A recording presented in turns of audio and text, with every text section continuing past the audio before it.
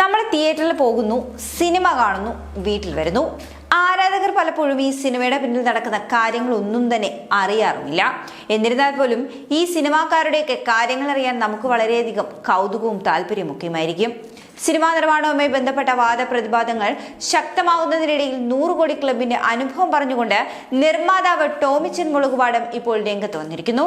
മലയാളത്തിലെ ആദ്യ 100 കോടി ചിത്രമായ പുലിമുരുകന്റെ നിർമ്മാതാവായ ടോമിച്ചൻ കേരള ഫിനാൻഷ്യൽ കോർപ്പറേഷനിൽ നിന്നും എടുത്ത ലോൺ ഇതുവരെയും അടച്ചു തീർത്തിട്ടില്ല എന്ന ടോമിൻ ജെ തച്ചങ്കരിയുടെ പ്രസ്താവന വാസ്തവവിരുദ്ധമാണെന്നാണ് ഇദ്ദേഹം ഇപ്പോൾ പറയുന്നത്. പുലിമുരുകന്റെ ലോൺ 2016 ഡിസംബറിൽ തന്നെ താൻ അടച്ചു തീർത്തതാണെന്നും ആ ഒരു സിനിമ ന്യായമായ ലാഭം തന്നെ തനിക്ക് നേടിത്തന്ന സിനിമയായിരുന്നുവെന്നുമാണ് ടോമിച്ചൻ മുളകുപാടം പറയുന്നത്. ശരിക്കും പറഞ്ഞാൽ മലയാള സിനിമാ രംഗം ഇപ്പോൾ ചൂടുപിടിക്കുന്ന അവസ്ഥയിലാണ് ഈ കഴിഞ്ഞ 2-3 ആഴ്ചകളിലൂടെയായി ഇങ്ങനെ പോയിക്കൊണ്ടിരിക്കുന്നത്.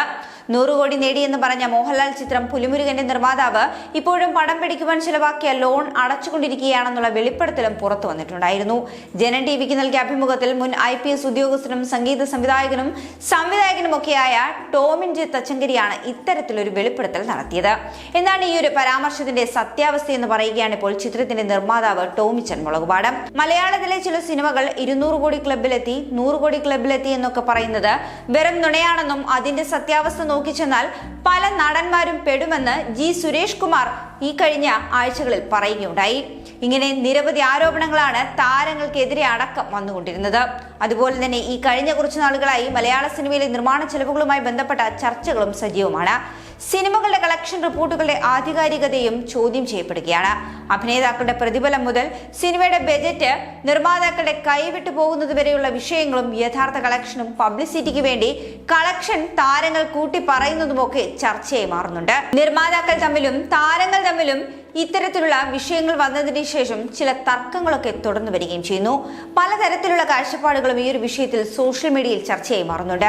ഇപ്പോഴത്തെ മലയാളത്തിലെ ആദ്യ 100 കോടി സിനിമയായ പുലിമുരുകന്റെ സംവിധായകൻ ടോമിച്ചൻ മുളകുപാടത്തിന്റെ വാക്കുകളാണ് ശ്രദ്ധ നേടിയെടുക്കുന്നത്. ഈ കഴിഞ്ഞ ദിവസം പുലിമുരുകന് വേണ്ടി ടോമിച്ചൻ കേരള ഫിനാൻഷ്യൽ കോർപ്പറേഷനിൽ നിന്നും ലോൺ എടുത്ത തുക ഇതുവരെയും തിരിച്ചടച്ചിട്ടില്ല എന്ന് ടോമിൻ ജെ തച്ചങ്കരി പറയുകയുണ്ടായി. ഇതിനോട് പ്രതികരിക്കുകയായിരുന്നു ടോമിച്ചൻ മുളകുപാടം. മനോരമ ഓൺലൈനിൽ നൽകിയ അഭിമുഖത്തിലാണ് ഇപ്പോൾ ഇദ്ദേഹം പ്രതികരിക്കുന്നത്. മോഹൻലാൽ നായകനായെത്തിയ ചിത്രം പുലിമുരുകൻ. ഈ ചിത്രം വളരെയധികം പ്രേക്ഷക പ്രീതി നേടിയെടുത്ത ചിത്രമാണ്. ചിത്രം സൂപ്പർ ഹിറ്റുമായിരുന്നു. മലയാളം കണ്ട ആദ്യ 100 കോടി ചിത്രമായിരുന്നു പുലിമുരുകൻ. വൈശാഖ സംവിധാനം ചെയ്ത ഈ ചിത്രം മലയാള സിനിമയുടെ ചരിത്രത്തിലെ തന്നെ വഴിത്തിരിവായി മാറി. അതുപോലെ തന്നെ 100 കോടി എന്ന് പറയുമ്പോൾ അതിനൊക്കെ ഒരു കണക്കുണ്ടെന്നാണ് ടോമിച്ചൻ മുളകുപാടം പറയുന്നത്. ഈ ഒരു സിനിമയ്ക്ക് മാത്രം 3 കോടി രൂപയ്ക്ക് മുകളിൽ അന്ന് താൻ ഇൻകം ടാക്സ് മാത്രം അടച്ചിട്ടുണ്ടെന്നും ടോമിച്ചൻ പറയുന്നു.